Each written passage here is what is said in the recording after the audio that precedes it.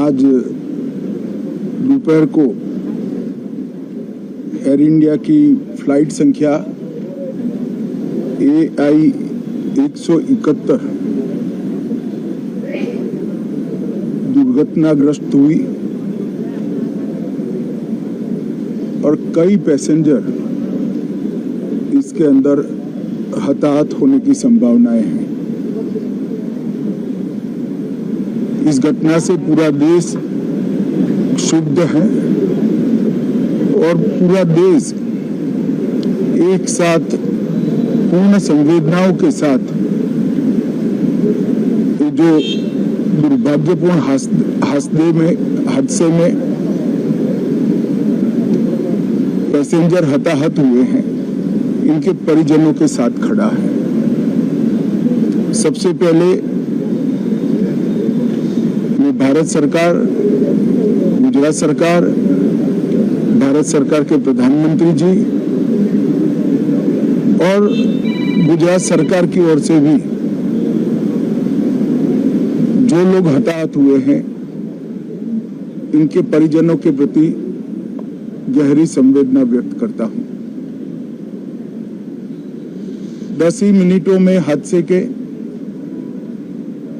भारत सरकार के पास सूचना पहुंची। तुरंत ही मैंने मुख्यमंत्री जी, यहाँ के गृह मंत्री, होम डिपार्टमेंट के control room, civil aviation department, civil aviation मंत्री, सभी से संपर्क किया। प्रधानमंत्री जी का भी तुरंत ही फोन आ गया और भारत सरकार और गुजरात सरकार के सभी डिपार्टमेंट एक साथ होकर राहत और बचाव कार्य में लगे। इस विमान में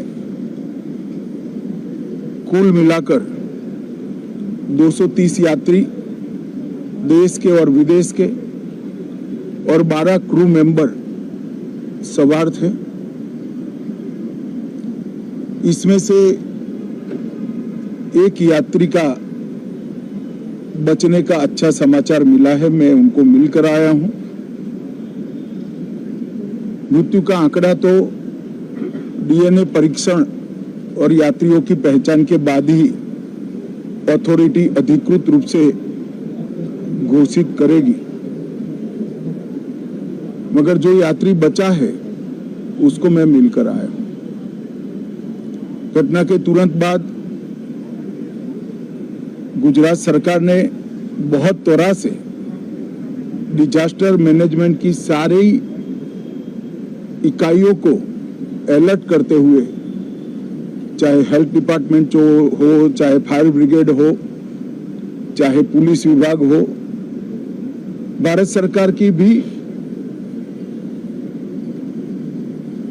CAPF को संपर्क कर सभी ने एक साथ मिलकर राहत और बचाव का कार्य चालू किया।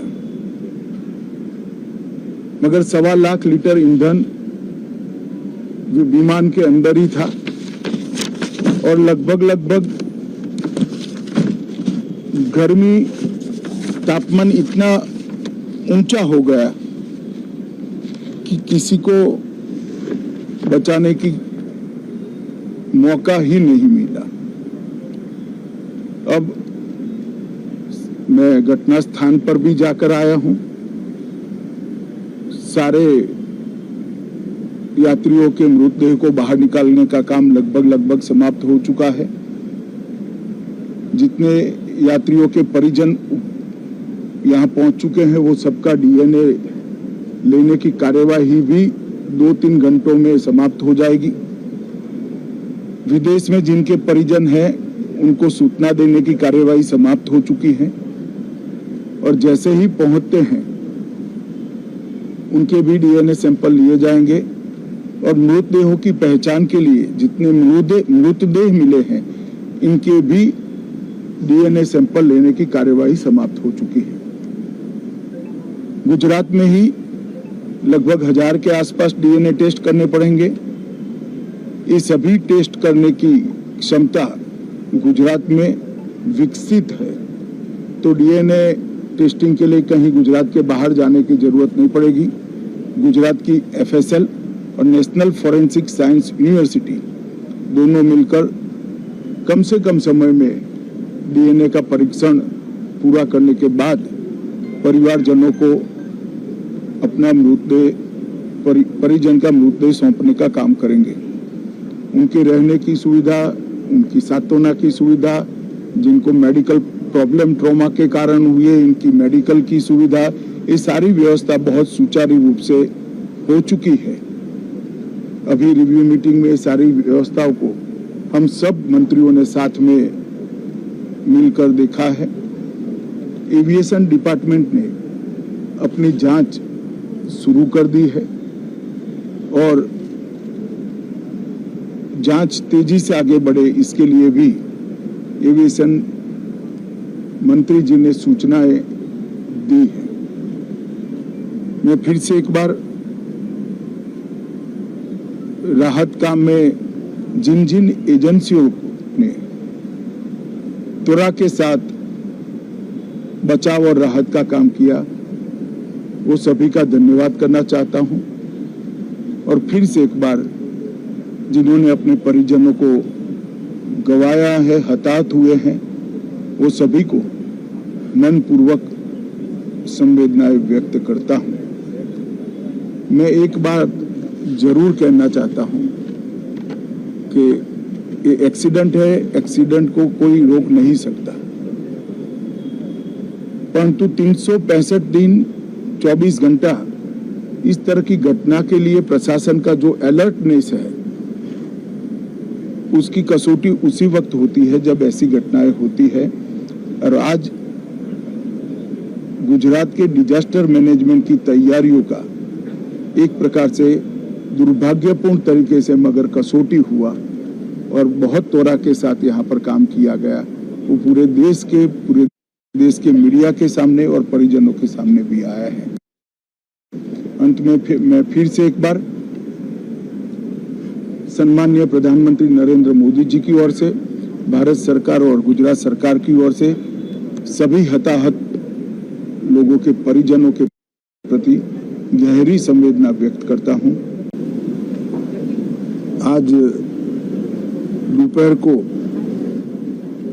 एयर इंडिया की फ्लाइट संख्या AI 171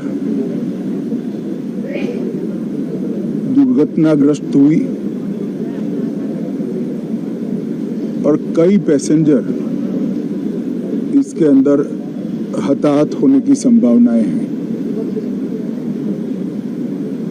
इस घटना से पूरा देश क्षुब्ध है और पूरा देश एक साथ पूर्ण संवेदनाओं के साथ जो दुर्भाग्यपूर्ण हादसे में पैसेंजर हताहत हुए हैं इनके परिजनों के साथ खड़ा है। सबसे पहले मैं भारत सरकार, गुजरात सरकार, भारत सरकार के प्रधानमंत्री जी और गुजरात सरकार की ओर से भी जो लोग हताहत हुए हैं इनके परिजनों के प्रति गहरी संवेदना व्यक्त करता हूं। 10 ही मिनटों में हादसे के भारत सरकार के पास सूचना पहुंची। तुरंत ही मैंने मुख्यमंत्री जी, यहाँ के गृह मंत्री, होम डिपार्टमेंट के control room, civil aviation department, civil aviation मंत्री, सभी से संपर्क किया। प्रधानमंत्री जी का भी तुरंत ही फोन आ गया और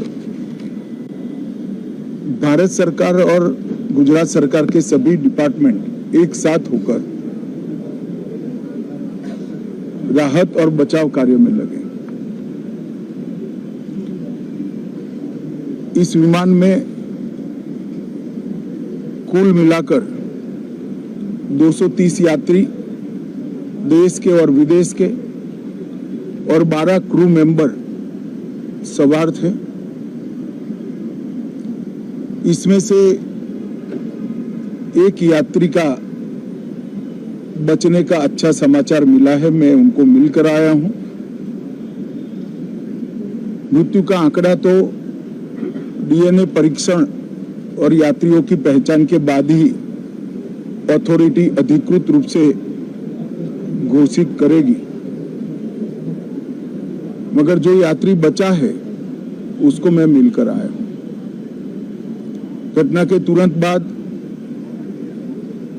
गुजरात सरकार ने बहुत त्वरा से डिजास्टर मैनेजमेंट की सारी इकाइयों को अलर्ट करते हुए, चाहे हेल्थ डिपार्टमेंट हो, चाहे फायर ब्रिगेड हो, चाहे पुलिस विभाग हो, भारत सरकार की भी सीएपीएफ को संपर्क कर सभी ने एक साथ मिलकर राहत और बचाव का कार्य चालू किया। मगर 1.25 लाख लीटर ईंधन विमान के अंदर ही था और लगभग गर्मी तापमान इतना ऊंचा हो गया कि किसी को बचाने की मौका ही नहीं मिला। अब मैं घटना स्थान पर भी जाकर आया हूं। सारे यात्रियों के मृतदेह को बाहर निकालने का काम लगभग समाप्त हो चुका है। जितने यात्रियों के परिजन यहां पहुंच चुके हैं वो सबका डीएनए लेने की कार्यवाही भी 2-3 घंटों में समाप्त हो जाएगी। विदेश में जिनके परिजन हैं उनको सूचना देने की कार्यवाही समाप्त हो चुकी है और जैसे ही पहुंचते हैं उनके भी डीएनए सैंपल लिए जाएंगे और मृतदेहों की पहचान के लिए जितने मृतदेह मिले हैं इनके भी डीएनए सैंपल लेने की कार्यवाही समाप्त हो चुकी है। गुजरात में ही लगभग 1000 के आसपास डीएनए टेस्ट करने पड़ेंगे। ये सभी टेस्ट करने की क्षमता गुजरात में विकसित है, तो डीएनए टेस्टिंग के लिए कहीं गुजरात के बाहर जाने की जरूरत नहीं पड़ेगी। गुजरात की एफएसएल और नेशनल फॉरेंसिक साइंस यूनिवर्सिटी दोनों मिलकर कम से कम समय में डीएनए का परीक्षण पूरा करने के बाद परिवारजनों को अपना परिजन का मृतदेह सौंपने का काम करेंगे। उनके रहने की सुविधा, उनकी सांत्वना की सुविधा, जिनको मेडिकल प्रॉब्लम ट्रॉमा के कारण हुए इनकी मेडिकल की सुविधा, ये सारी व्यवस्था बहुत सुचारू रूप से हो चुकी है। अभी रिव्यू मीटिंग में सारी व्यवस्थाओं को हम सब मंत्रियों ने साथ में मिलकर देखा है। एविएशन डिपार्टमेंट ने अपनी जांच शुरू कर दी है और जांच तेजी से आगे बढ़े इसके लिए भी एविएशन मंत्री जी ने सूचनाएं दी है। मैं फिर से एक बार राहत काम में जिन जिन एजेंसियों ने त्वरा के साथ बचाव और राहत का काम किया वो सभी का धन्यवाद करना चाहता हूं और फिर से एक बार जिन्होंने अपने परिजनों को गंवाया है, हताहत हुए हैं, वो सभी को मनपूर्वक संवेदनाएं व्यक्त करता हूं। मैं एक बात जरूर कहना चाहता हूं कि ये एक्सीडेंट है, एक्सीडेंट को कोई रोक नहीं सकता, परंतु 365 दिन 24 घंटा इस तरह की घटना के लिए प्रशासन का जो अलर्टनेस है उसकी कसौटी उसी वक्त होती है जब ऐसी घटनाएं होती है। और आज गुजरात के डिजास्टर मैनेजमेंट की तैयारियों का एक प्रकार से दुर्भाग्यपूर्ण तरीके से मगर कसौटी हुआ और बहुत त्वरा के साथ यहाँ पर काम किया गया। वो पूरे देश के पूरे देश के मीडिया के सामने और परिजनों के सामने भी आया है। अंत में मैं फिर से एक बार सम्माननीय प्रधानमंत्री नरेंद्र मोदी जी की ओर से, भारत सरकार और गुजरात सरकार की ओर से सभी हताहत लोगों के परिजनों के प्रति गहरी संवेदना व्यक्त करता हूं। धन्यवाद। Shyam steel flexi strong TMT बार, ये स्ट्रॉन्ग के साथ फ्लेक्सिबल भी है। आपदा मुसीबत कोई भी आए, ये घर को अटूट बनाए। जब TMT फ्लेक्सी स्ट्रॉन्ग तो घर रहे हमेशा के लिए स्ट्रॉन्ग।